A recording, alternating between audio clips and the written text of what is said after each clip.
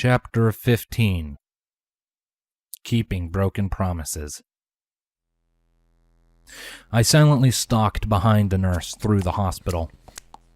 It was nighttime, and most of the workers had left for home to get some rest. There were, however, still some guards on patrol in the halls, armed with flashlights. Nurse Redheart would always cautiously check behind each corner to see if anybody was coming, and I would keep an eye on our backs to make sure we weren't spotted from behind. We should have been much further along than we were. Sweetie Belle was on the 3rd floor, and we were still trying to climb up the stairs. Things would have been moving along much faster if I wasn't bound around the ankles and suffering from lightheadedness. I couldn't blame Redheart. I was still a prisoner, and letting me roam across the hospital freely wouldn't have flown well with her. Still, it was obvious that the cuffs tethering my feet together were meant for a pony's much shorter legs, resulting in me taking less than half steps with each stride. "I still can't believe you talked me into this," Redheart hissed. "I can't either," I whispered back.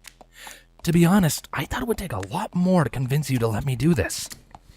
It wasn't a lie, even though it took the better half of an hour and more bargaining than I would have liked just to get her to think about it. I was left in the room for a couple more hours until she came to a decision. She threw me a look, and I didn't dare say another word. We reached the door that connected the stairwell to the 3rd floor. Redheart carefully opened it, peered inside, and gave me the all-clear. Once inside, we were met with another maze of hallways and doors, but the nurse guided me through expertly. "I can't believe I'm doing this," she continued. "If we get caught, I could get fired.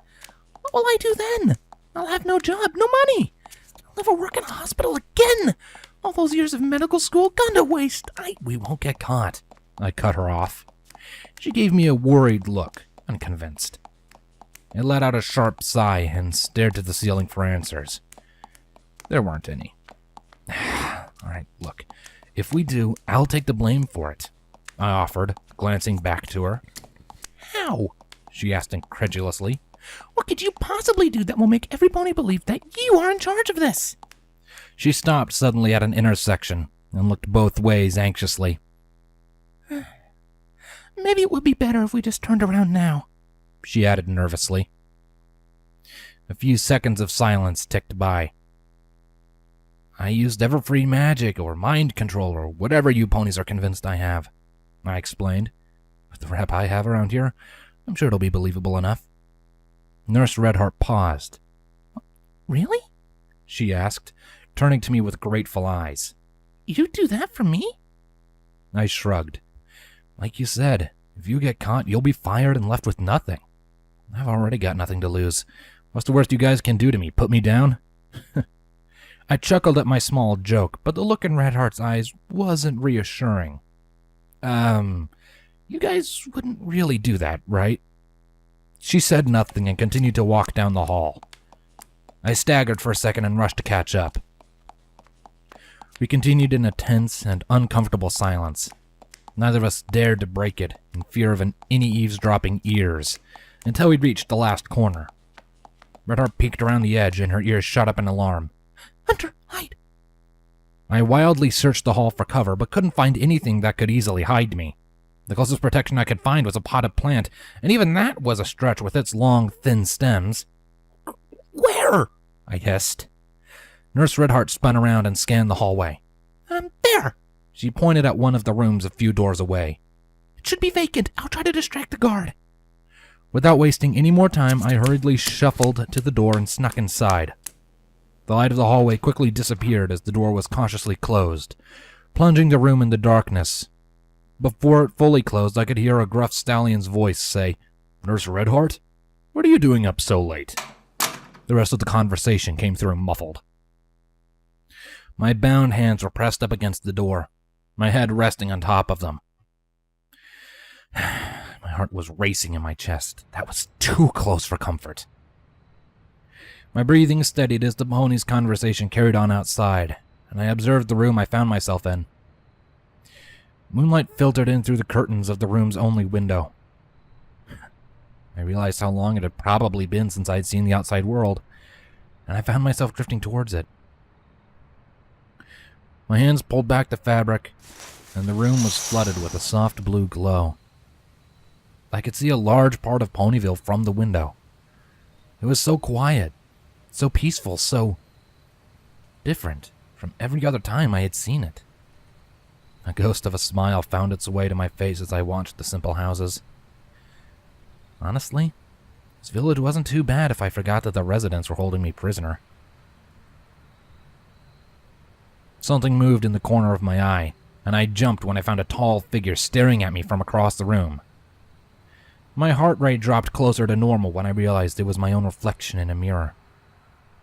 I quickly covered the distance between to investigate. Damn, I breathed. It had been way too long since I'd seen my own reflection, and it showed. My hand moved around my body experimentally, and my eyes tracked it in the mirror, proving that what I was seeing was real. It was no wonder the ponies thought I was a monster. After looking myself for a little while, I felt like one. A large tear in my jeans exposed my right knee, and slightly lower the rest of the leg was all but shredded to ribbons. A layer of gauze showed between the holes in the left leg, where skin was supposed to be. A hazy memory of Timberwolves resurfaced, and I tried to push it back down. My gray t-shirt had seen better days. It fared better than most of my other clothes, but even still, it bared some scars from my time here. Holes rested on top of my shoulders, exposing skin to the cool, sterile air. Another tear was found on the left side, courtesy of a near-miss escape from one of the Everfree's seemingly endless number of predators. My left forearm was still bound from elbow to wrist in bandages. A dull throb of pain emanated from a few small splotches of dried crimson near the middle, and flashes of teeth and mulch tearing into skin burned in my head. It was tender to the touch. I winced with each testing prod. A single strip of gauze was tightly wrapped around my right elbow, another compromise between me and the nurse. She wanted to help, but she still didn't fully trust me. I wasn't sure if concentration was lower, or if it was just a different sedative altogether, but she insisted I would stay awake long enough to do what needed to be done. Although it was hard to tell if it was going to work sooner than expected, or if placebo was playing tricks on me. My body tensed and I turned the other way as she pushed the sedative in my body.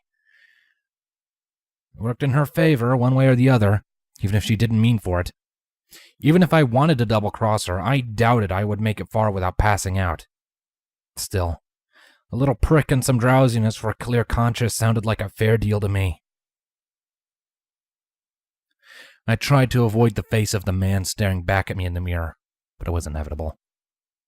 I couldn't recognize myself.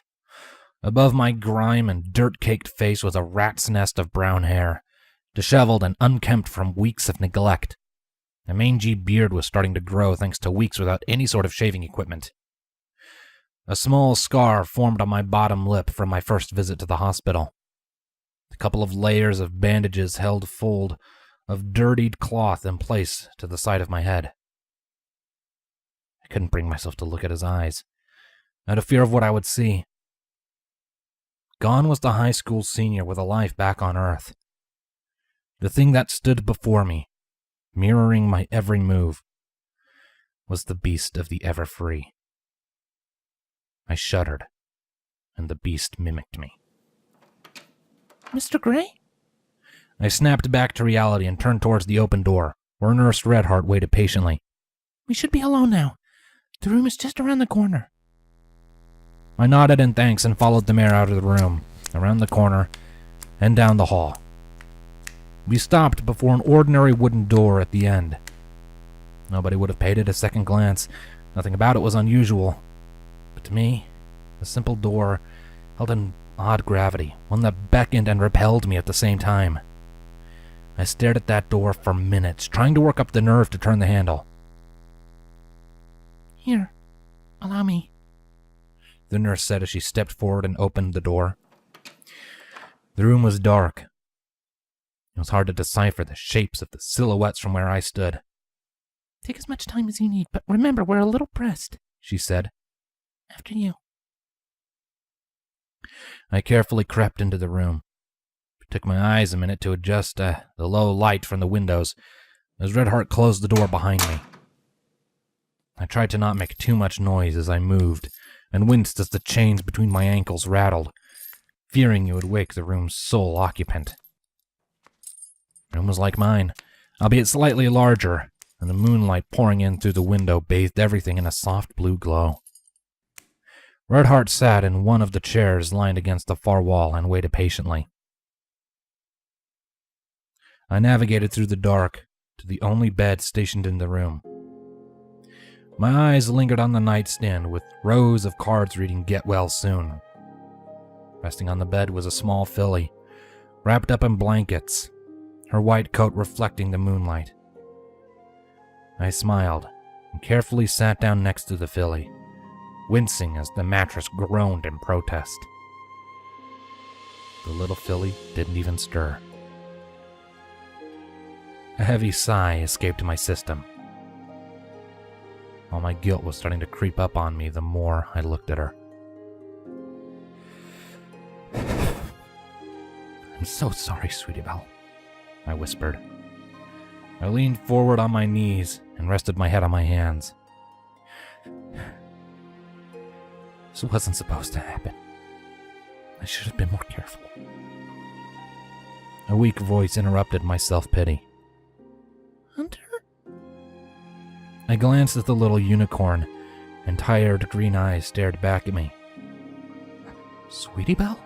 I whispered in shock. My eyes darted to the shadows where the nurse waited. "You were supposed to be asleep," I commented with a faint laugh. I couldn't, she yawned. My heart sunk as she stretched, revealing the bandages wrapped tightly around her back. I'm not tired. She blinked a few times, looking me over in confusion. What are you doing here? She asked. Aren't you supposed to be in the Everfree Forest? Not exactly. I chuckled. I held up my hands for her to see, and my wrists pulled at the cuffs. Got a bit of a change of residence nowadays, I joked. You were caught? Sweetie cried out in disbelief. Oh, hey, shh, quiet now. I hushed. My eyes cast a furtive glance to the door. Don't be hollering like that. I'm not supposed to be up here right now. What happened? She demanded. Did you escape? Well, not really. It's complicated, I explained. Enough about me, though. I come up here to check on you. Feeling any better? Sweetie Belle nodded her head sluggishly. Yeah, the doctor said I'll be fine. I should be good to leave in a couple days. Her eyes lingered on my chains and fell to my bandaged arms. I just don't understand. Why did they catch you? They're not hurting you, right? I sighed. Nothing worse than a few migraines, I joked half-heartedly. She fell silent and looked down, her hooves suddenly becoming very interesting to her. I'm really sorry I was so mean to you before. She glumly apologized. You were only trying to help. You even saved me. But you got caught because of it. Because of me. Hey, now don't be like that. I tried to calm her. This isn't your fault. You had no way of knowing that the wolves would be chasing us. But I can't help it! Sweetie protested. She struggled to sit up on her bed. I've been trying to tell every pony that you helped me, but they won't listen. They keep telling me I need to rest, but I've been doing nothing but resting since I've been here. Even Rarity isn't listening. She keeps thinking you did this to me. It was easy to tell she was distraught. Though who could blame her? She knew the truth, or most of it, rather, and nobody cared enough to pay attention. It seemed to be a recurring theme for the ponies that knew me. I wanted to help, but I wasn't sure how. At least that's what I told myself. I grit my teeth and let out a heavy sigh, thankful that the darkness of the room blanketed my tension. Something about defending a pony that threatened to tear me apart didn't settle well with me, but Sweetie Belle needed something to help her. "Hey, don't you worry about Rarity. She's just being a big sister," I said through a forced smile. "Believe me, if anything like this happened to one of my brothers, I'd probably be out for whoever I thought did it too." Sweetie Belle tilted her head. You have brothers? She asked. "Oh yeah," I laughed. "2 of them. They're a bunch of rascals and pains in the rear." I sighed. "But I love them anyways." A memory floated up. Part of me figured it could help, even if it was a little embarrassing, but maybe Sweetie Belle could go for a small laugh. "You know, way back in elementary, there actually was someone who was picking on my brother," I started. "Apparently someone thought the whole stealing your lunch cliche was cool and kept taking his. Now, nobody really knew about it until Tanner came home without his lunchbox one day. I guess the bully decided he'd up the ante. Tanner brushed it off, saying he just forgot it somewhere, but I knew better. He loved that lunchbox. It had his favorite superhero on it and everything. I asked him about it later, and he eventually told me that Ethan was stealing his lunch." I paused and chuckled. Now, I had no idea who on earth Ethan was, I admitted, just that he was hurting my younger brother. That was enough to get me interested. I did what any big brother would have done at that time and started looking for him.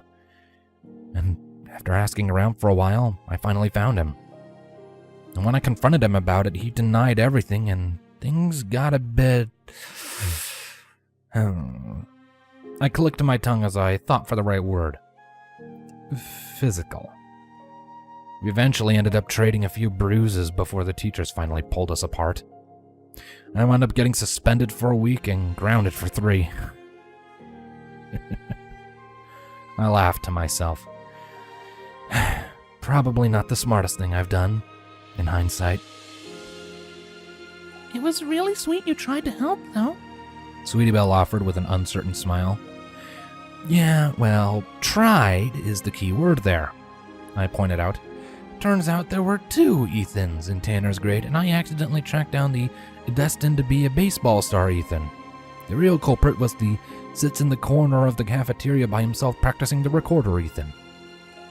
There was a hint of a genuine smirk before Sweetie Belle covered it with a hoof.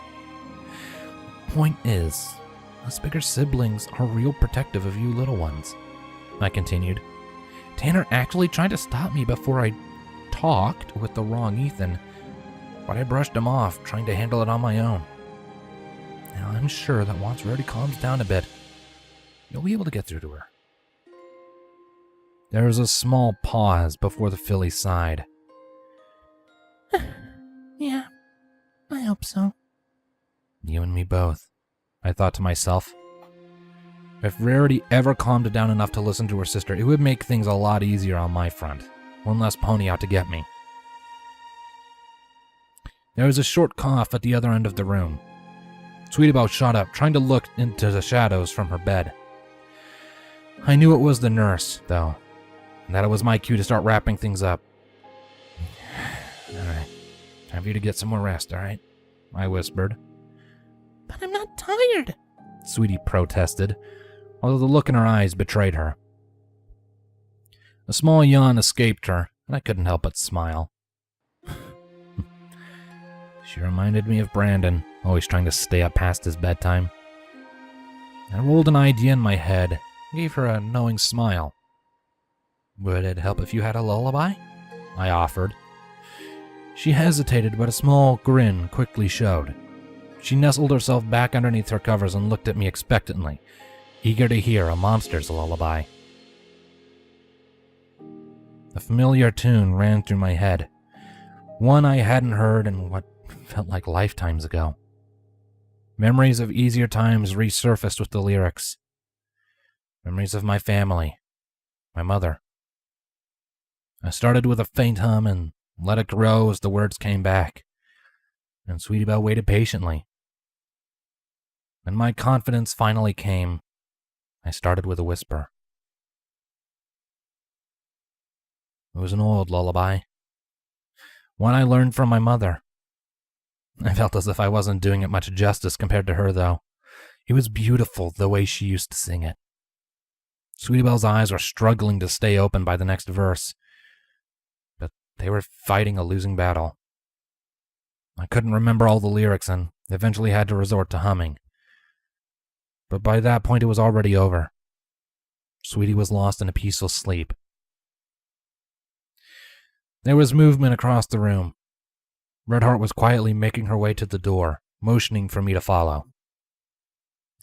I gave one last look to the sleeping filly. A weight had lifted off my chest seeing her safe, and it helped ease the thought of being stuck here. I silently drifted over to the nurse, hoping not to disturb Sweetie's rest. She carefully cracked open the door, and we snuck back outside to the hallway. I have to admit, I'm a little impressed, The nurse whispered.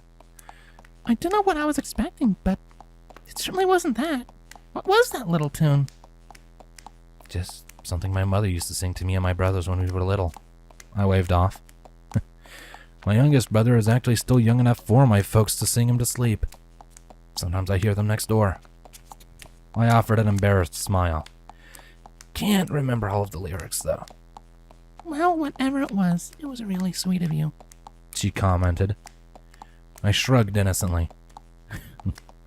Guess the monster still has a heart. It won a small smile out of her and we continued navigating through the halls. Okay, we should be able to make it back to the basement without any troubles, She explained. All we need to do... A frying pan connected into the back of Redheart's head. The nurse took a few wobbly steps forward before collapsing into a heap on the sterile floor. I stared dumbfounded at the floating pan, unsure of how to respond. It twisted as if to face me, and I held my bound hands up in caution. Hey now, let's think about this, I tried to bargain. Psst! Hunter! A hushed voice hissed. My eyes were still fixed on the frying pan before me. Hunter! It tried again. This time it caught my attention. Over here! My eyes followed the frying pan as it drifted to one of the hospital rooms with the door left ajar. A mint green unicorn stepped out of the shadows, her golden eyes scanning the halls for more prey. Oh, that was close, Lyra said. Now come on, Hunter, before any more of them show up. Wait. I shook my head, trying to catch up with what was happening. Lyra? What are you doing here? Twilight said you weren't allowed anywhere near this place. She waved a hoof dismissively. I'm not. I busted myself in, and now I'm busting you out, She announced. Now come on. There hasn't been too much resistance so far. If the guards downstairs are still unconscious, then I'm pretty sure we have a safe route out.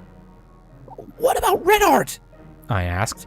She risked her job doing this favor for me. We can't just leave her here. Redheart? Lyra echoed. She looked down to the nurse and winced.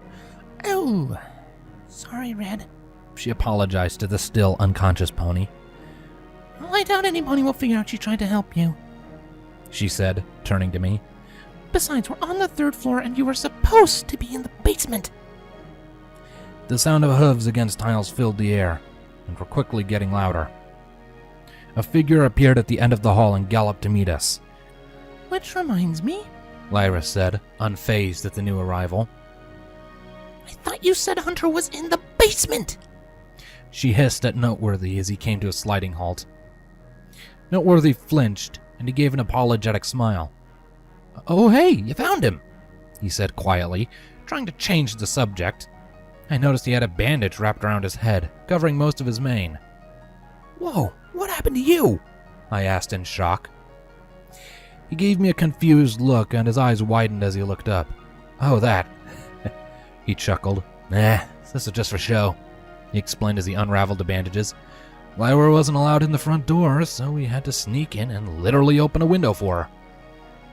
Yeah, a 2nd story window, She reminded him with a glare. Noteworthy shrugged apologetically. It was out of my hooves, he pointed out. Lyra huffed and rolled her eyes. obviously still upset about whatever it was I missed. Let's just get Daisy and get out of here, alright? He sighed in defeat. Daisy's here? I asked incredulously. How many ponies did you rope into this? I hissed to Lyra. It's just us, Lyra promised. and no pony's been roped into anything. We all chose to do this. We wanted to help. I shook my head. My mind was still reeling. Everything was moving so fast. Was this really happening? Lyra picked the keys off of Redheart's unconscious body and unfastened my cuffs. They silently led me down the hall. I stole one last glance at the nurse left so unceremoniously on the floor before we turned the corner. My eyes were getting heavy. The sedatives were kicking in. As long as I kept moving, though, it felt as if I could stave it off, but everything felt disconnected. My hands had death grips on the handrails as we descended to the second floor, trying to anchor me from falling from the stairs and into sleep. I shook my head to dispel the drowsy fog that was smothering me as we crept through the second floor. Behind the darkened windows to the rooms, the beast of the Everfree clumsily mimicked me. Not exactly our idea of a grand escape, it commented groggily each time it appeared. but it will do for now. We reached the end of a hall, a noteworthy pause at the last door. He lifted a hoof and quickly knocked twice before carefully pushing through the door. I followed closely behind. His ears shot up and he suddenly ducked, giving the vase ample room to swing into my gut. I clutched at my stomach, gasping for air as I crumpled to the cold tiles.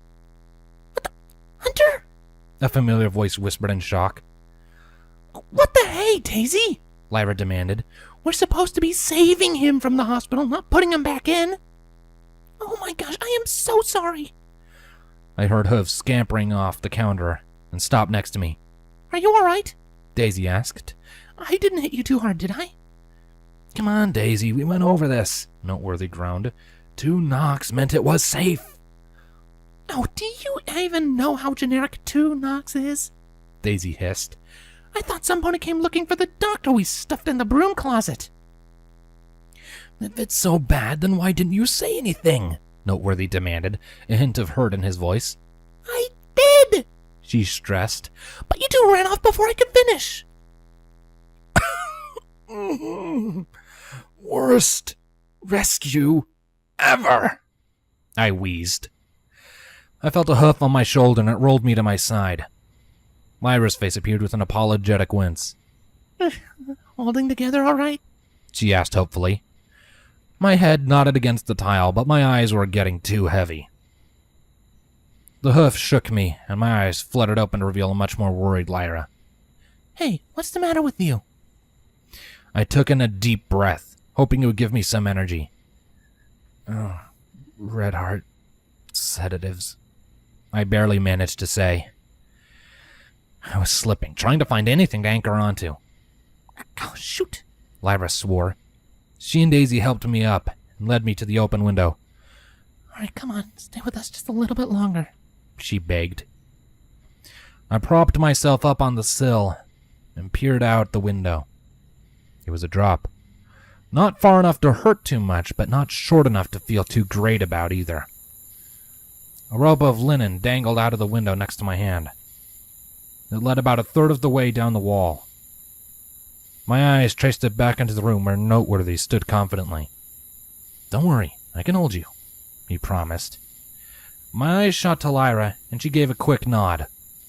I took in a deep breath and shook the sleep out of my head.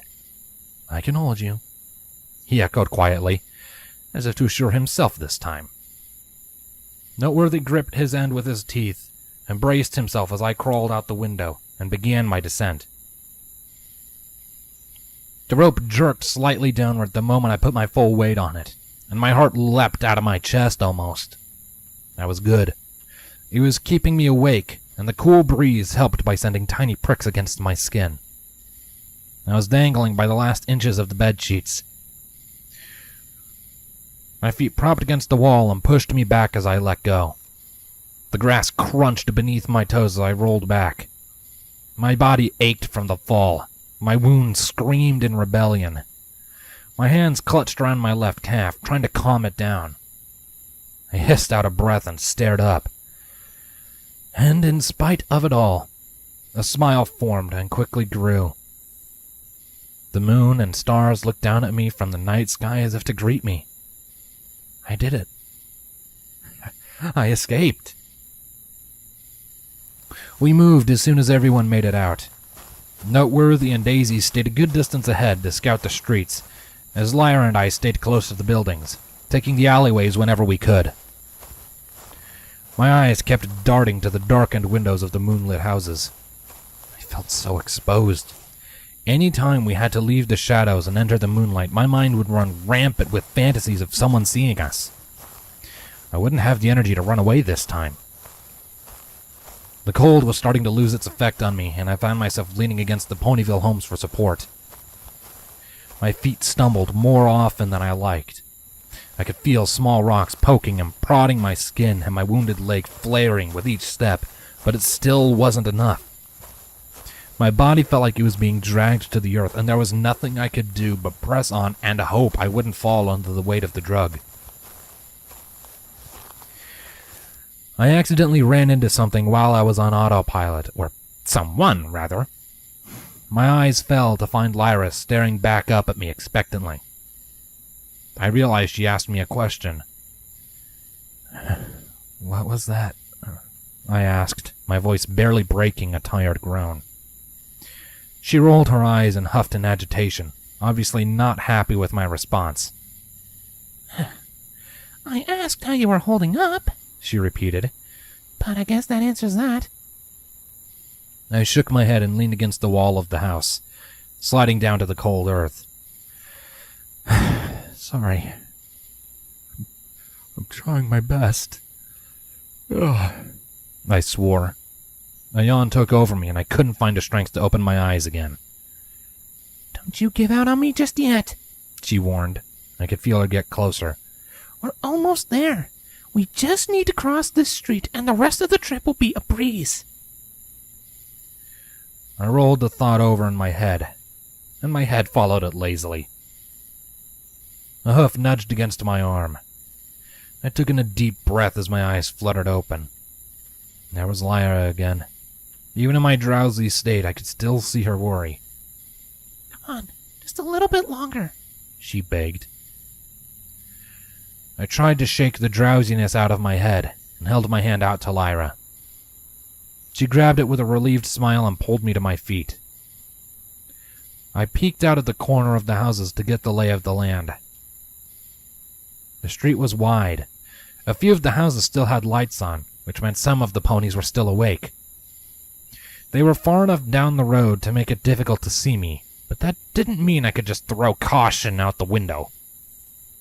A familiar tree stood at the end of the street, one of its top windows shining like a beacon.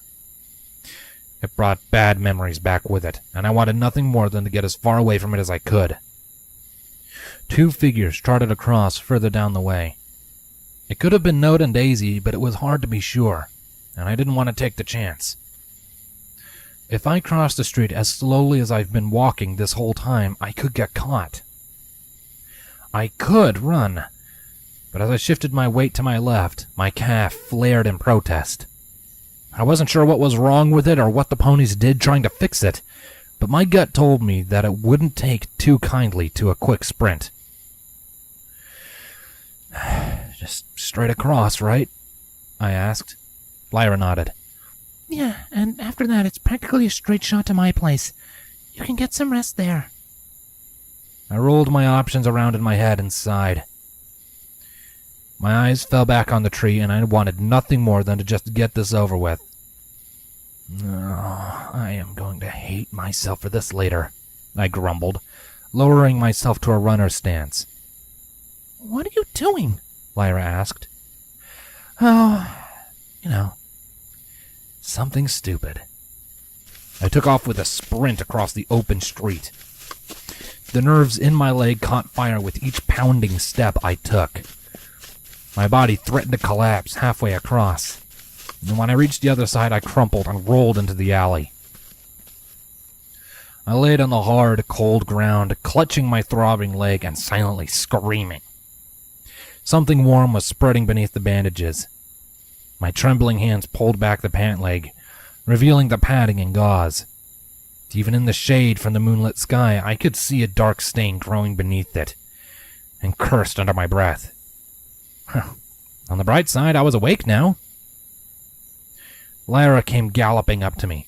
Oh my gosh! Hunter, are you all right? She asked. Yep. Ow. Yep, I'm fine. I lied. My body shook as I pushed myself up, using the wall of the nearby house for support. I took a step forward and nearly crumpled. Whoa! How much further do we have? I hissed through the pain. Not too far, Lyra answered. She eyed my leg, noting the growing stain, and shook her head. But you're not going to make it on that leg. She paused, trying to come up with some sort of plan. Something sparked behind her eyes, and she trotted up next to me. She carefully stood up, balancing herself on her hind legs, and wrapped her forelegs around my waist. Just lean on me when you need to. She smiled as she looked up to me. I'll have your back.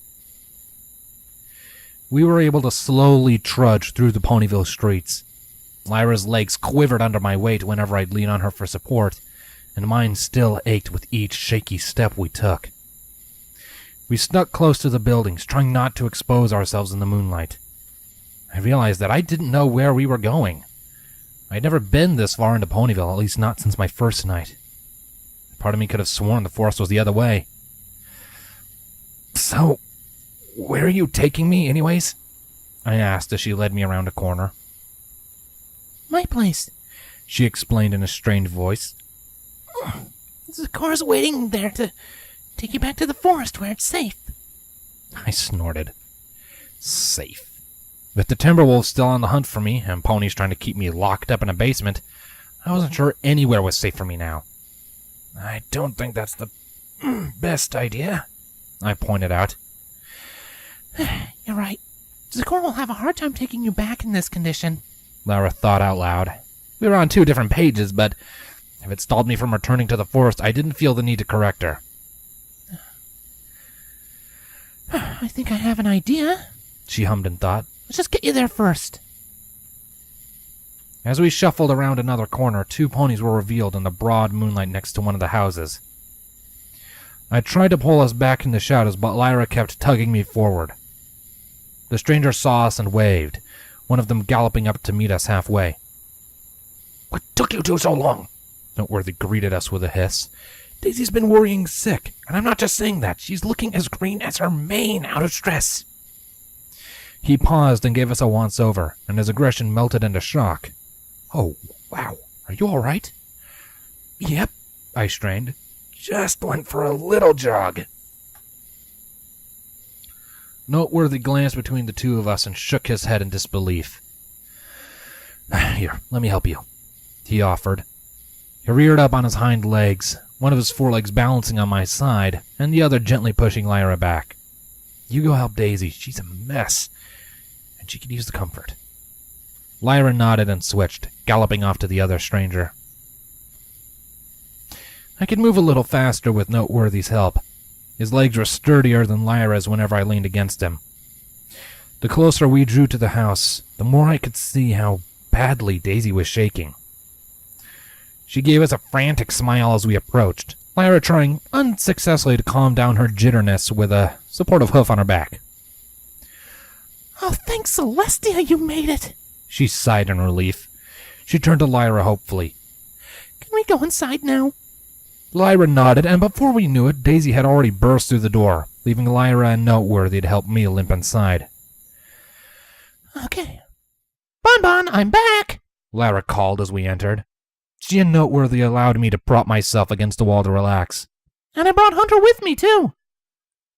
Just a minute, a voice sang from deeper in the house. The inside was simple, but nice, in my opinion. When we entered the door, we were immediately in the living room. There was a staircase on the right wall that led to the second floor, which had a simple hallway, guarded by a wooden rail.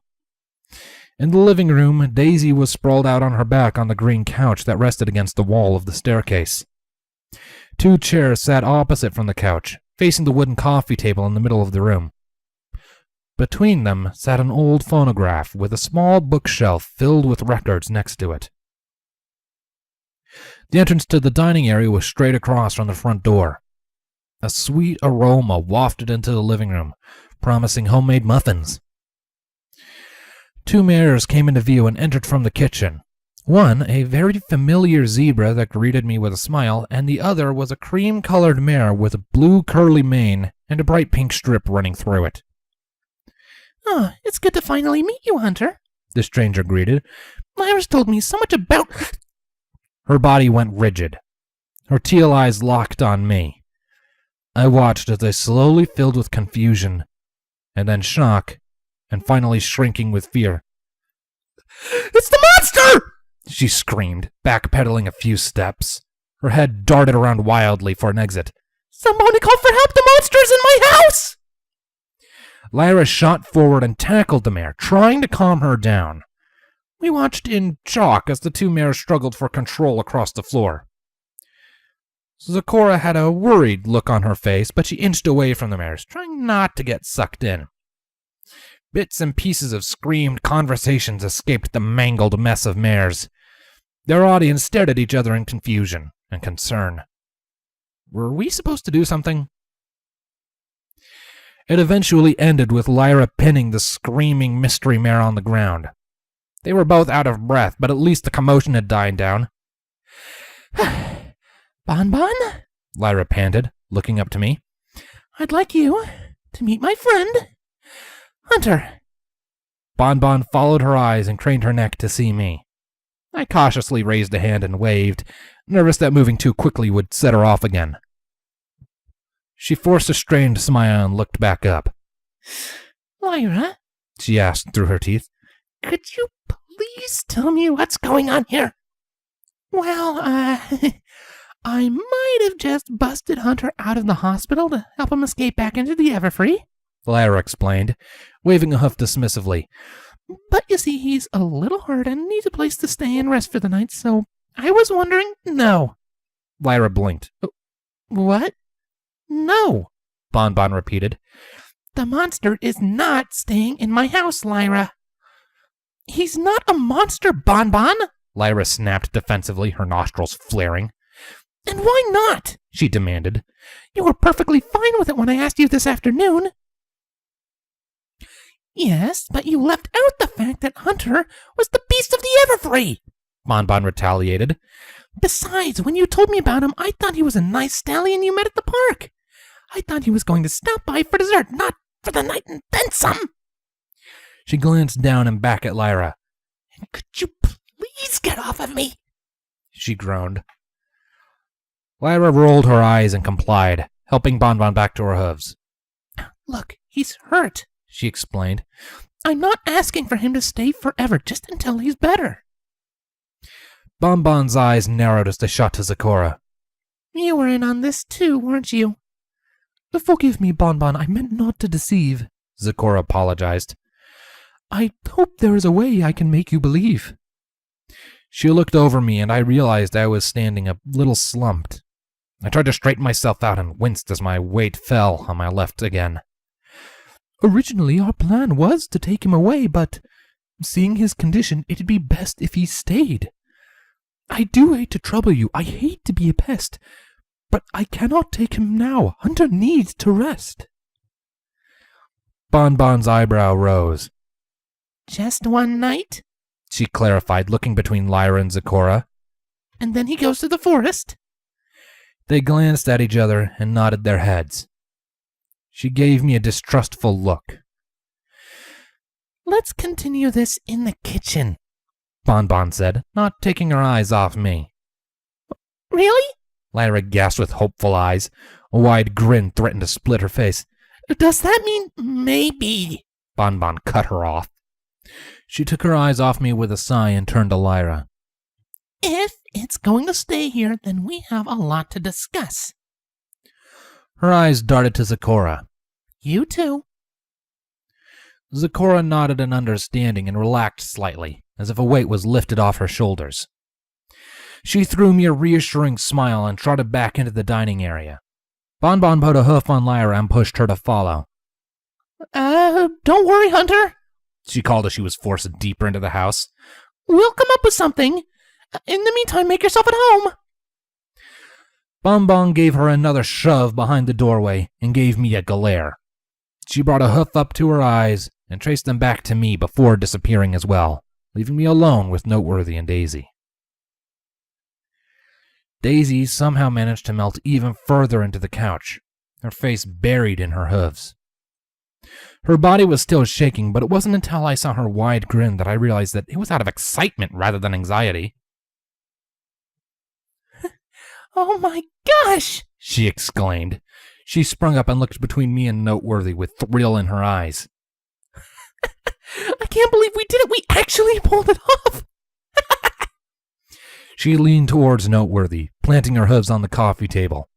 Did you feel it? That rush? Oh, we could have gotten caught at any time, but we did it! Yeah! She squealed in delight. Her excitement must have been contagious. Noteworthy was already prancing in place. I know, he exclaimed with a broad smile. Oh, my heart was racing the whole time. It felt amazing. We need to go on adventures like this more often. I couldn't help but crack a smile. Maybe, but not too soon, I offered with a chuckle. I don't think I have it in me to be busted out of a hospital again. Daisy's ears shot up. Oh, Hunter! She made room and beckoned me over to the couch. Sorry, I forgot you were hurt. Get off that leg and get some rest. Geez, Daisy took you this long to remember? Noteworthy teased as he sat in one of the chairs. Oh, shut up. She shot back with a smile. Seems like nothing could get her out of her bubbly mood. Daisy turned to me as I hobbled over to the free seat. So, do you think we could tag along tomorrow when you and Zecora go back to the Everfree? You want to tag along? I asked as I collapsed next to her. She shot up an inch as the cushion launched her. My hands helped my leg find its way to the coffee table and let it rest there. Weren't you the one literally getting sick from stress a few minutes ago? She tried to wave it off with a hoof. Yeah, but that's why I want to do it again. She looked me dead in the eye. I spend all my time behind a flower booth in the marketplace. All day, every day. This was the most excitement I've had in years. Well, the fun kind of excitement anyway. She hummed in thought as her mind trailed. Oh, I wonder what Rose and Lily would say if they knew what we did tonight. She leaned back on the couch and let her head roll back, the goofy smile still plastered on her face.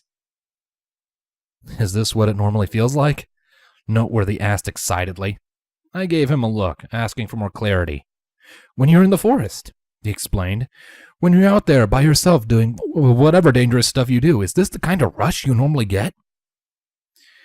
I hesitated for a second and shook my head and smiled. I don't think this goes up there on the list of dangerous stuff I've done, I explained. A lot of crazy things happened while I was out there. Like what? He pressed. He was eager, I could tell that much. Like Daisy, this was probably one of the most daring things he had done in a while. I wasn't sure if he realized how deadly the forest really was for me, how every day was a fight for survival. Even still, the good mood in the air was contagious, and I was quickly falling under its symptoms. Well, I'll tell you what, I offered, leaning forward a bit. When this all blows over and things calm down enough, come over to the castle sometime. I'll tell you about the time I ran into a space bear. His eyes widened as his jaw dropped, and slowly, ever so slowly, it morphed into the biggest grin I had seen yet. Deal! He laughed. Yes! We turned our attention to the dining room where the excited voice came from. Lyra hopped into the room with a broad smile on her face, practically dancing. She leapt into the air and landed between me and Daisy on the couch. Bonbon walked in soon after in a much calmer manner. She seemed a little worn out as she dragged herself into the room and climbed into one of the chairs. Zecora followed closely behind, an amused look in her eyes. Bonbon let out a deep sigh. All right, Hunter. She started. I was surprised that she called me by name. After a long and very tedious discussion, Lyra and I have decided... She buried her head into a hoof in defeat. You can stay for the time being. Lyra shot up, pumping her hoof into the air. Oh, yeah? But I expect you to behave yourself, Bonbon added with a hardened look. So help me, if I have to clean up any messes you make... I'll be sure to keep everything as clean as possible, I promised, holding my hands up in defense. She nodded tiredly and hopped off the chair. All right, then.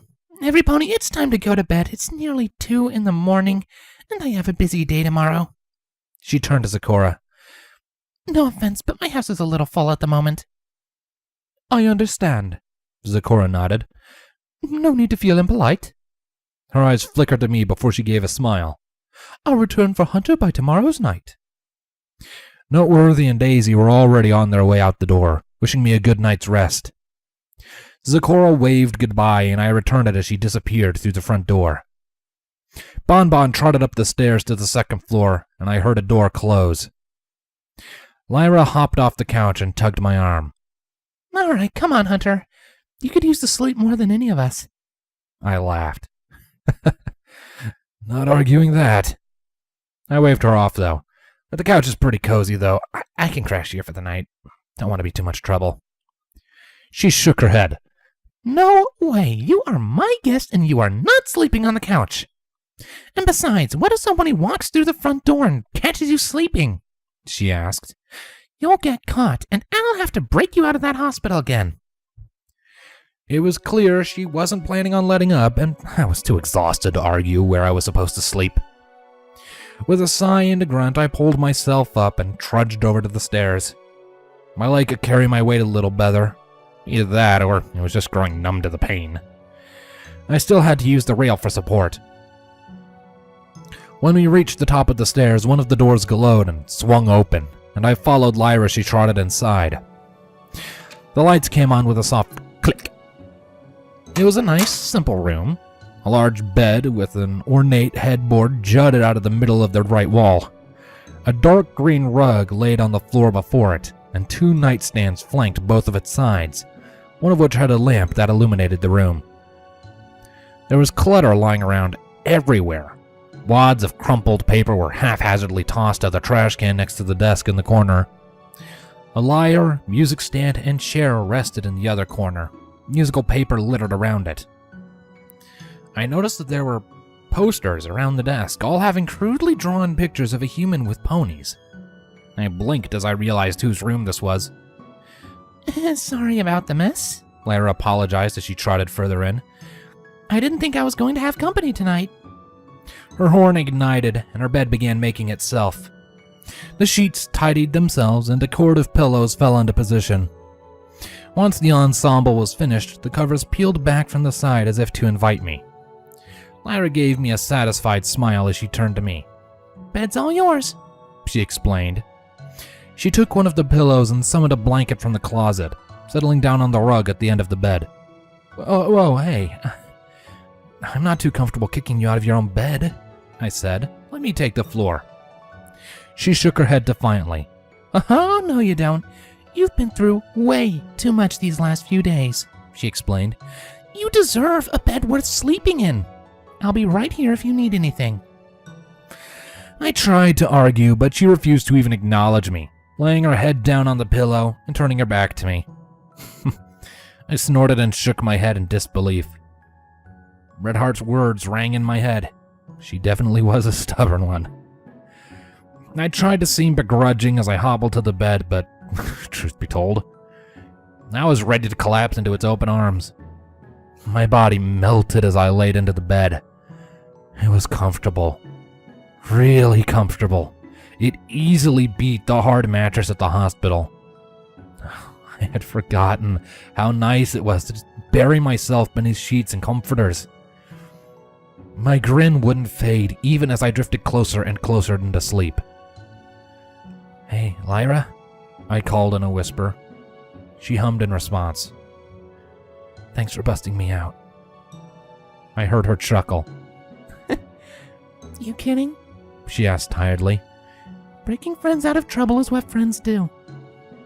Good night, Hunter. There was a soft click, and the room was plunged into darkness. I smiled in disbelief, and felt a yawn take over as I began to drift. Right. Good night, Lyra.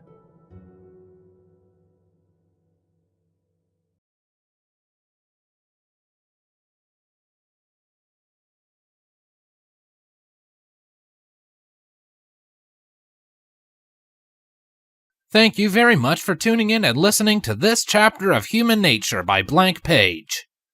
If you enjoyed any of what you heard, please consider leaving a like. If you're not already, consider subscribing. And if you're really feeling incredibly generous and really want to support me in what I do, then there's a link to my Patreon down in the description below.